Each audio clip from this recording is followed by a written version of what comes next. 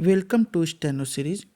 यहाँ आपको 80 शब्द प्रति मिनट के हिंदी डिक्टेशन बोले जाते हैं जो आपके आने वाले exams UP triple SC steno 333 और 1224 के लिए बहुत ही महत्वपूर्ण है। अगर आप इन्हें डेली पाना चाहते हैं तो हमारे चैनल को सब्सक्राइब करिए। डिक्टेशन अच्छी लगे तो उसे लाइक करिए। आपके लाइक से हमें उत्साह मिलता है और अगर आपका कोई सुझाव है तो हमें कमेंट बॉक्स में ज़रूर बताएं, हम उस पर अमल करेंगे। डिक्टेशन स्टार्ट होगा 5 सेकेंड बाद। स्टार्ट। कृत्रिम बुद्धिमत्ता अर्थात आर्टिफिशियल इंटेलिजेंस अर्थात एआई के शिखर सम्मेलन का नई दिल्ली में शुरू होना ऐसी ऐतिहासिक घटना है जिससे देश में एआई को बहुत बल मिलने वाला है। यहाँ यह तथ्य किसी खुशखबरी से कम नहीं कि एआई के मामले में दुनिया में भारत तीसरे स्थान पर है। भारत से आगे केवल अमेरिका और चीन है।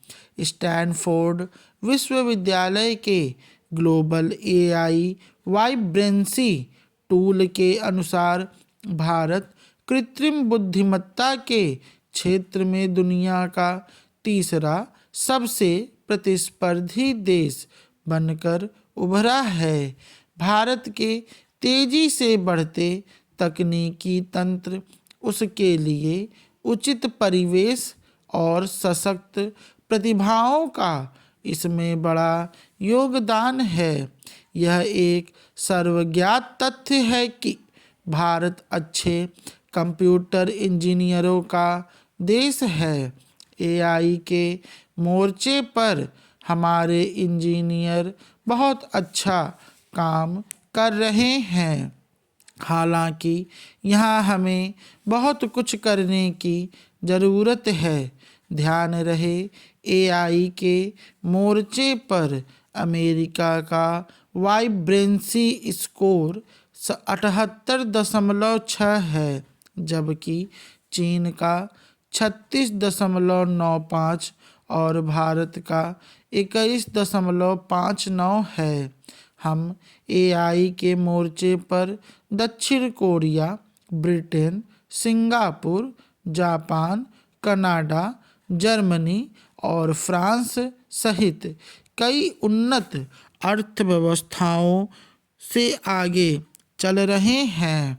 भारत एआई में तीसरी सबसे बड़ी ताकत होने के साथ ही चौथी सबसे बड़ी अर्थव्यवस्था भी है। इसलिए भी भारत में एआई शिखर सम्मेलन का आयोजन महत्वपूर्ण है। पैराग्राफ। भारत ऐसा पहला देश है जो विकसित नहीं है पर जिसे एआई में विकसित माना जाता है। एआई शिखर सम्मेलन अब तक विकसित देशों में ही होते आए थे। यह पहला मौका है तीसरी दुनिया के एक देश में आयोजन हो रहा है। यह विशाल आयोजन 16 फरवरी से शुरू हुआ है और 20 फरवरी तक चलेगा। इस इंडिया एआई इम्पैक्ट समिट के साथ साथ एक एक्सपो या मेले का आयोजन भी नई दिल्ली में हो रहा है।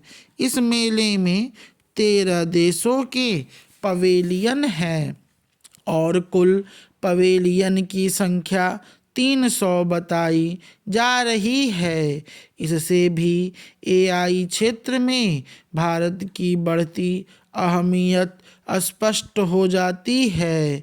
वाकई आज एआई के सहारे आम आदमी को मदद पहुंचाने, पृथ्वी की सुरक्षा करने और प्रगति सुनिश्चित करने की ज़रूरत है। यह शिखर सम्मेलन यदि आम आदमी को लाभ देने की दिशा में थोड़ी भी पहल कर सका तो यह आयोजन सार्थक हो जाएगा। पैराग्राफ, आज दुनिया के अनेक देश और विशेषज्ञ गौर से इस शिखर सम्मेलन की ओर देख रहे हैं। तमाम गरीब और विकासशील देश भी उम्मीद लगाए बैठे हैं और उन्हें यह आशंका भी है कि एआई का लाभ उन तक कैसे पहुंचेगा। स्टॉप।